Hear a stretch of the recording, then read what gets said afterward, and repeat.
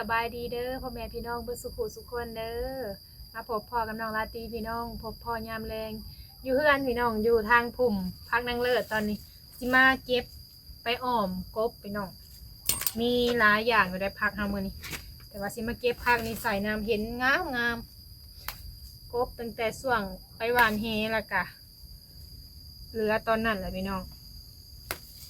เอาค้างไว้กินเพราะว่ามื้อใดก็บ่ได้เฮ็ดบางมื้อก็มาค่ำแล้วก็เพื่อสิได้เฮ็ดกินพี่น้องหิวข้าวแล้วก็เฮ็ดแบบง่ายๆนะมื้อนี้ก็เลยสิมาออมกินแล้วก็เจ็บท้องแน่สิสดแบบร้อนๆเคยเจ็บพี่น้องกินยาอยู่นะบางทีก็บ่ค่อยได้มีเวลากินแน่แล้วก็กินแน่หั่นแหละแต่มันก็เคยเจ็บแล้วรอบเดือนมาแล้วก็เจ็บก็เลยว่าสิออมกบกินซะมื้อนี้ไปลกก้าแล้วก็ไปคาบเดียวพี่น้องเพราะว่ารอบแรงนั้นบ่ได้ไปเพิ่นดำ2 คนมันหลายเลยเพิ่นเลยให้หยุดก่อนได้เงิน40,000 กีบพี่น้องไปแต่ตอนสวยๆตอนเดียวแล้วก็พอดีขึ้นมา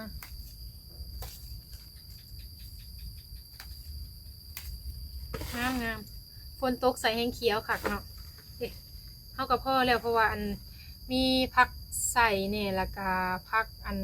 นางตู่รวมกัน3 อย่างถ้าสีอ่อมกบกินมัน1ข้าวสุกแล้วกับอุ่นหน่อไม้บ้านนี่เนี่ย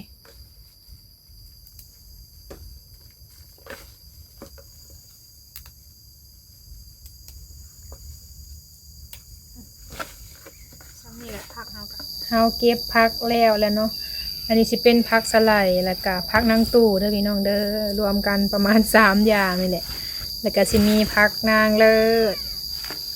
มีแต่ผักในเฮือนเฮาเนาะแล้วก็อันนี้หัวจิงไข่พี่น้องเฮาใส่ตอนสิต้มเนาะพอดีเฮาลนไผ่แล้วกบกับพี่น้องแต่ว่าบ่ได้ถ่ายตอนเฮาลนไผ่ให้มันหอมเด้เรียบร้อยลนให้มันอันหอมๆแล้วเฮาก็ไปล้างน้ำมันก็สิแซ่บแล้วก็หอมเวลาเอาออมนะพี่น้อง2 โตเมนูบ้านเฮาเนาะ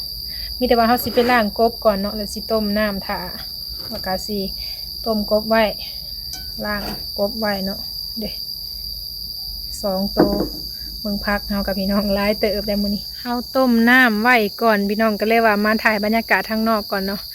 ต้มน้ำไว้ให้พดจังสิเอากบลงได้ยินแต่เสียง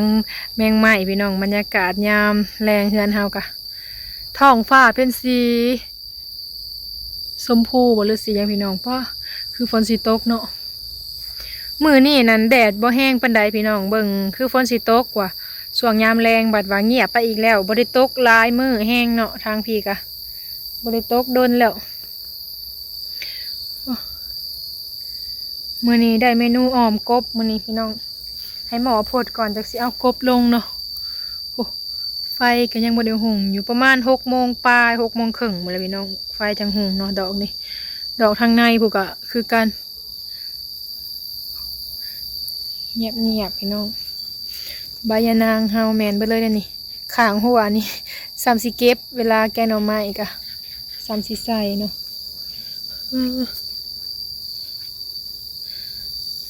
มาแต่เว้นก็เลยว่าเห็ดกินอยู่เฮือนพี่น้องเห็ดกินมื้อวานนี่ก็ปิ้งหมูส่วนแม่ตู้เพิ่นกินเพิ่นอยากกินปิ้งหมูแบบติดน้ำมันเพิ่นว่าก็เลยว่าปิ้งสู่เพิ่นกินเพิ่นก็กินหลายอยู่พี่น้องถ้าตัวที่เพิ่นอยากแห้งๆนะ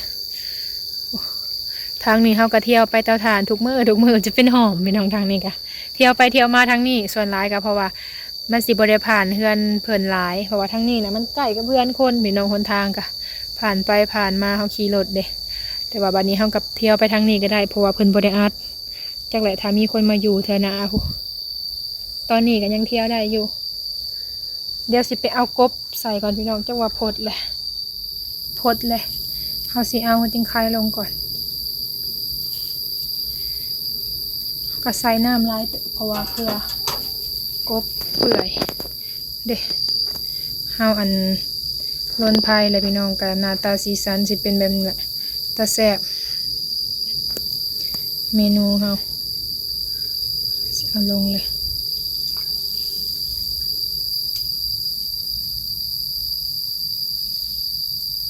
เอาไป เดินเติบเปื่อยมันโรนไผ่มันก็แซ่บแล้วก็หอมพี่น้องแล้วเขาก็สิใส่ข้าวคั่วเวลาเขาออมนะแซ่บทานก็เอามาจากเขาเผาพู้นแหละพอได้ดัง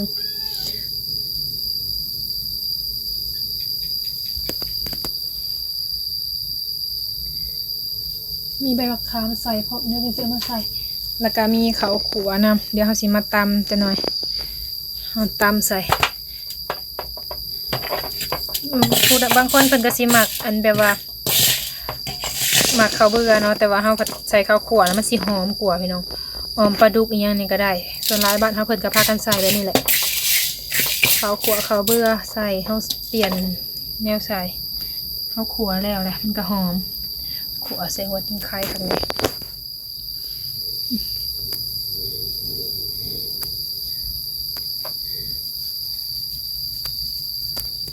เอาสิมาตามมักเพชรก่อนบัดนี้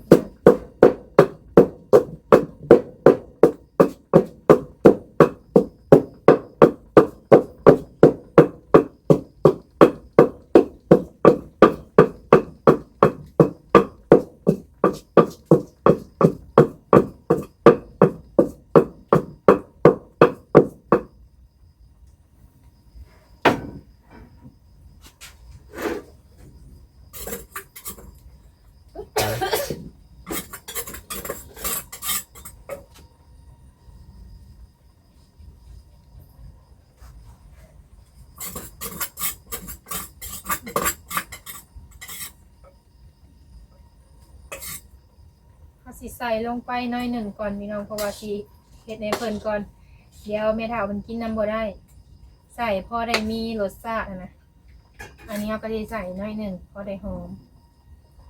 กินบ่ได้พี่น้องอันนี้แห้งแล้วแหละเมนูของเพิ่นมากได้พี่น้องนี่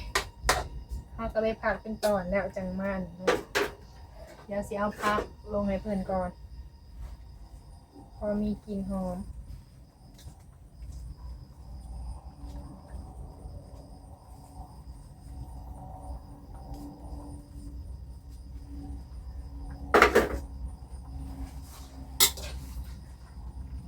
กิน2 คนก็เลยว่าเอา2 ตัวพอได้กินพี่น้องหาไว้กับเวลาบ่มีก็ถือว่าบ่มีเลยยามบ่มีก็ได้กินแต่หน่อไม้น้องเด็กปลาแดกเขาก็ใส่ปลาแดกอันนี้แหละแซ่บได้หอม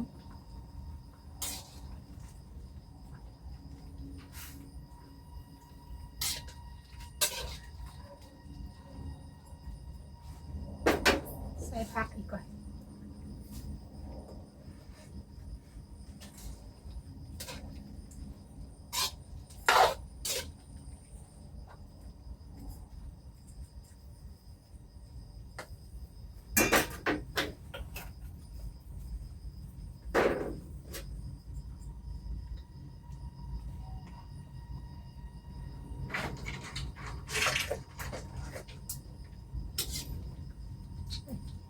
พอดีแซ่บ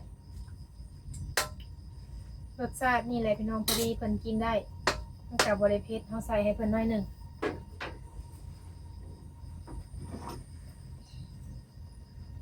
เนี่ยมาตักให้เพิ่นใส่จานนึงก็ได้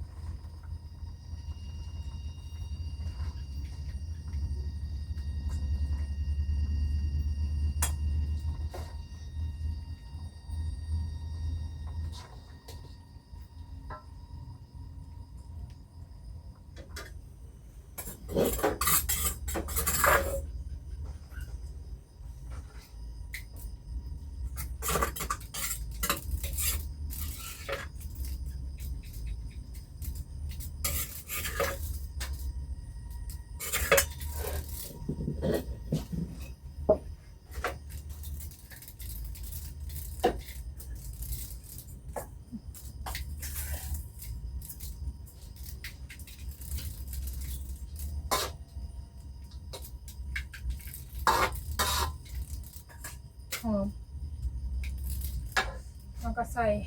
ผักลงไปเบิดเลยพี่น้องบาดนี้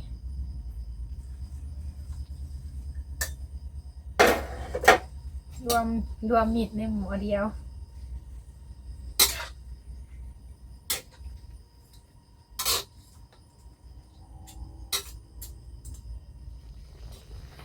หอมพี่น้องพดเลยเรากำลังใส่ผักลงไปผักกระลายค่ะอันนี้ผักสไลด์แล้วก็ผักนางเลิศพี่น้องรวมกัน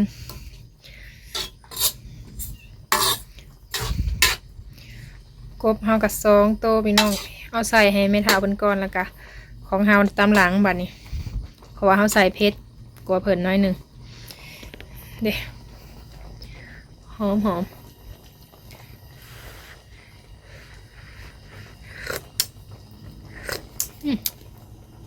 รสชาติพอดีแซ่บพี่น้องเนี่ย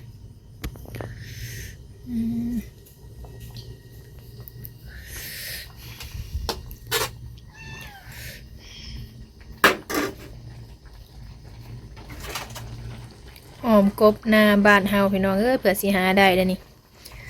ยามบ่มีก็ถือว่าอดพี่น้องเดินเถื่ออาหารแรงหอมกบใส่ผักรวมมิตร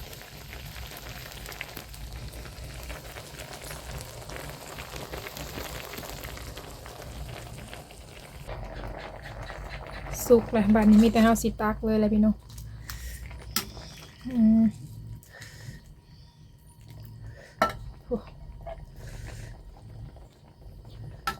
รวมพักพี่น้องรวมพักเลย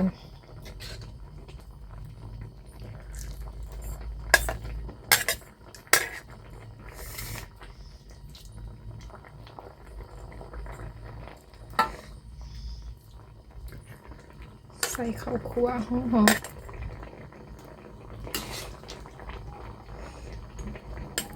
หมักแบบว่ามีน้ำสดนะพี่น้องพอดีแซ่บเนาะเด้เรียบร้อยกินแล้วพี่น้องออมกบมื้อนี้ได้เมนูออมกบสุเมตุเพิ่นกินอยู่เฮือนเฮาแต่ละมื้อก็มาค่ำพี่น้องมื้อนี้นั่นได้เฮ็ดกินพอดีมีแนวกินไว้อยู่เฮือนได้กบมาแล้วก็ออมตอนเช้านั้นไปรับจ้างลกกาพี่น้องได้เงินอยู่40,000 กีบลกกามื้อนี้ก็ลกง่ายได้พี่น้องถ้าว่าลกยากนะได้บ่ฮอดซ้ำบ่จักลกซ่าเนาะเพราะว่าแต่เก่าก็เคยไปรับจ้างพี่น้องลกกาเกี่ยวข้าวนั่นแหละเกี่ยวข้าวก็ไวอยู่พอไปพอมาอยู่ดำนานี่หากระเฮียนเทื่อแรกแต่ว่าถ้าไปดำก็คือสิได้อยู่พี่น้องเพราะว่าเฮาเคยเฮ็ดเทื่อนึงแล้วสิจื้อหั่นนะแต่ว่าบ่ได้ไปช่วงนั้นก็ติดอันงานอยู่เฮือนนี่แหละพี่น้องเวียกเฮาอยู่เฮือนยังบ่แล้วช่วงนึงก็เก็บทานนี่ยังช่วงนี้นะหยุดก่อนหาอยู่หากินแล้วก็หารับจ้างแถวนี้แหละแบบเพิ่นจ้างก็ไปนะพี่น้องพอได้เงินแต่ละมื้อบางทีก็หากินไปแถวใกล้ๆนี่แหละมื้อนี้ก็เลยว่ามาออมกบสู่เพิ่นกินมีกบที่ว่าถึกแฮอะไรพี่น้องมาแล้วก็เอาไว้อยู่เฮือนมาค่ำกันยังว่าพอมีแนวกินหั่นน่ะ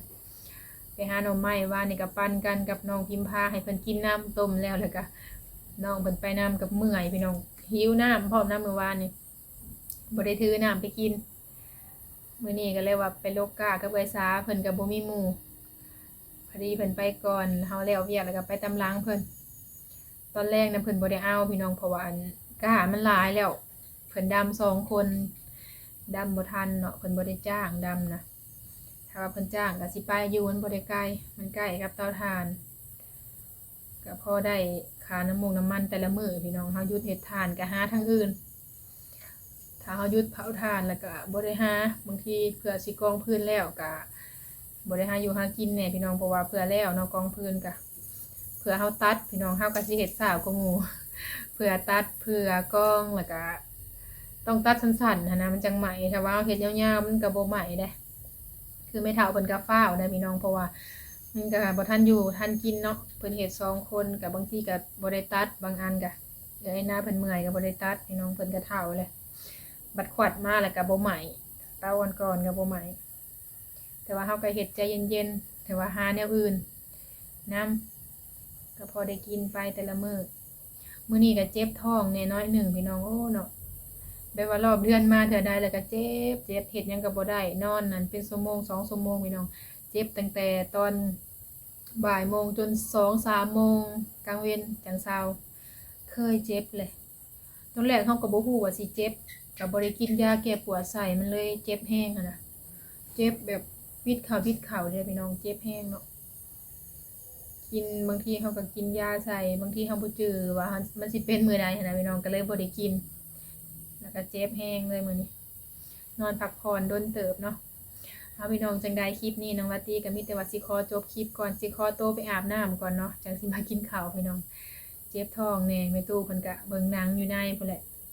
โดยเอาคลิปนี้ลาไปก่อนเด้อขอกล่าวคำว่าสบายดี